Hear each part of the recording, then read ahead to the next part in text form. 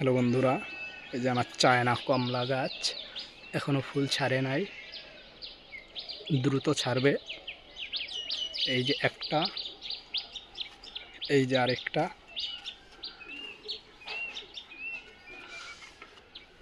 এটার পাশে মরিচ গাছ, মরিচ গাছে মরিচ হয়েছে, পেকে গিয়েছে।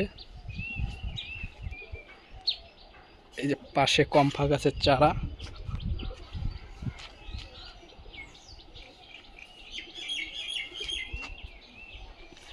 এটা জাম্বুরা গাছ,